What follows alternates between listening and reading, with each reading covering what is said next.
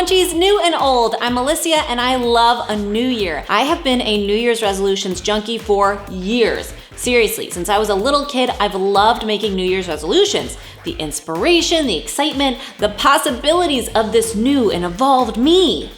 Except New Year's resolutions don't work. Come on, you know that already. People almost never actually stick with their New Year's resolutions for more than a few weeks, if that. Why? We set too many expectations. We set unrealistic goals. We set goals that are too broad. We end up with a long list of trying to do everything at once. Don't care how, I want it now. In 2018, I decided I'm not setting New Year's resolutions. I decided to set new resolutions every month instead. The result? I established over 12 new habits in 2018. Actual habits. When you decide to do something for a year, it's extremely daunting. I'm going to exercise this whole year. I'm going to eat healthy every day this year. I'm going to spend less money this entire year. 12 months, 365 days? How? It seems impossible. Do I really even believe that I can do it? Do I even want it for the right reasons? But what about 1 month? 30 days, and choosing a more specific goal. In January last year, my monthly resolution was to walk 10,000 steps per day. This was a big deal since the previous year, my average was like 5,000 or 6,000. So 10,000 steps every day, but only for January. I didn't put the pressure on it to be 10,000 steps for every day of the year. Well, after doing that for 30 days, seeing the short-term benefits of feeling good, healthy, inspired, and seeing that I could do it, I kept doing it. It became a habit. Last year, my step average was over 12,000 steps for the entire year. I didn't hit 10,000 steps every single day in 2018, but I still averaged about 12,000 because walking more became a habit for me, thanks to that first 30 days of establishing the habit. In February last year, my goal was to floss every day. I have had a New Year's resolution to floss every day for years, and I've never actually followed through. Well, I finally did it every day in February, and then in March, and then in April. Because starting small, starting with a goal of 30 days was encouraging, inspiring, exciting, and then it becomes a habit that I can choose to keep up with. Because remember, habits are still choices. Even when you become someone who exercises regularly, you're choosing to exercise. You're putting in the work. It's just making the decision that becomes easier. It becomes a habit. So make a list of the habits you want to work on this year, and for January, just choose one. Commit to that one for 30 days. It doesn't have to be the beginning of the month. You can start this on January 17th or March 23rd. Just do it for 30 days. It doesn't have to be huge. 1 month, my chosen habit was literally to turn my socks inside out. You know how when you take off your socks at the end of the day and then they're inside out, and then you put them in the laundry like that, and then you do the laundry, and then you have this irritating thing where you have to reverse all of the inverted socks? Yeah, I don't have to do that anymore. Ever. Thanks to that monthly resolution where I decided that every time I take off my socks, I'm going to turn them inside out right then. Some months were bigger than others. In March, I decided to meditate daily, just 5 minutes a day. Now, after years of trying to make meditation happen for me consistently, it actually has. I meditate at least 15 minutes a day, sometimes twice a day, and I built up to that using the same type of short-term attainable goals. That's what this is about, setting reasonable, attainable goals that you can be proud of achieving in a shorter period of time. That excitement is what will inspire you to keep moving forward with that new habit and then also move on to more. There are some additional things you can do to help your new resolution become a true habit. 1, set an intention at the beginning of the 30 days. Write it down. Spend literally 10 minutes writing down what your monthly resolution is and why. Answer these questions.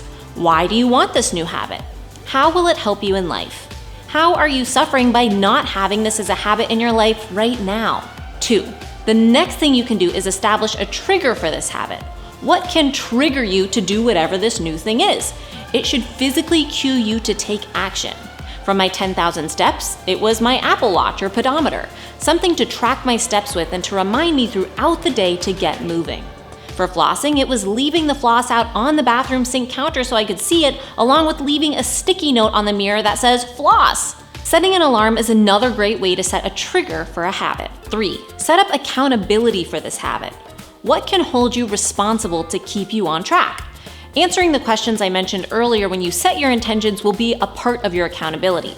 For all of my monthly resolutions, I also used a calendar, which I've included in the printable in the description below.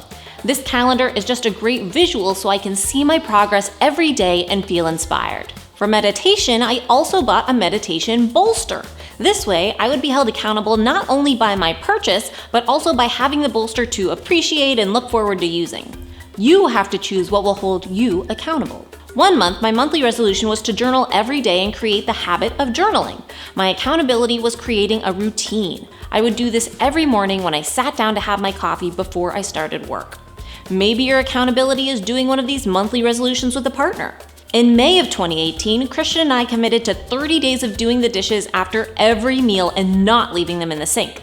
The fact that both of us were doing it is what held us accountable. When you get through the 30 days and really throughout the process as well, I encourage you to spend another 10 minutes writing about how it went and how it's going. Was it difficult? Is it easier now? Are you going to keep doing it and why? Perhaps, if you're the reflective type, you even journal about it along the way or weekly. Reflection and acknowledging those changes and benefits over time is what's going to help keep you inspired. I have set up a free printable download for you that you can use over and over again for any 30-day monthly resolution that you want, and it will help you get through this process. In case you're wondering, the 12 habits that I built last year were walking 10,000 steps a day, turning socks inside out, a gratitude practice, flossing every night, making my bed, meditating daily, a regular yoga practice, washing dishes after meals, sleeping 8 hours a night, journaling daily, stretching daily, not pre-planning my workouts. Reflecting back and recognizing that those 12 things were things I did not do a year ago makes me feel so good.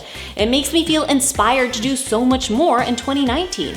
Some of those items might seem small, but they all add up and make a difference in my life. Some of the most popular New Year's resolutions are eating better, exercising more, spending less money, practicing self-care, reading more, learning a new skill, or decluttering your space. Instead, try monthly resolutions that are more attainable and specific for 30 days, like trying Whole30 or a 30-day no sugar challenge, trying a 30-day fitness program. Write down everything you spend for 30 days. Get 8 hours of sleep per night. Read for 15 minutes a day. Practice a new language in workbooks or an app for 15 minutes a day. Choose one thing or item of clothing each day to donate, and at the end of the month, turn in your box of goods. It's important to be specific about the goal and to know the intention behind it. Yes, you want to get from where you are now to where you want to be, but these small goals and baby steps are going to take you there. There's no huge jump from A to B. Don't choose all the habits you want to change right now, but feel free to keep a running list. Keep adding to it as you go, and when it's time for a new 30-day monthly resolution, choose something on the list that's resonating with you at the time and that you can turn into a specific goal. Not what you think you should do, but what feels right for you and what you need now. I hope you found this video helpful and that you feel inspired to make some changes for yourself this year. Don't worry about 12 months from now. Focus on right now and this month, this 30 days. That PDF download is available using the link in the description box. I hope you can enjoy it and share this video with others. Comment below and let me know what your first monthly resolution is going to be, and I will be sharing mine throughout this month and this year on Instagram, so come on over to hang out with me there too. In case you missed our announcement last week, we will be posting every weekday in January to inspire and kickstart your new year. I hope you'll come back and join me every day. Subscribe and hit the bell so you can be notified of all the upcoming videos. I'll see you tomorrow for a brand new episode, and remember, it's all a matter of mind over munch.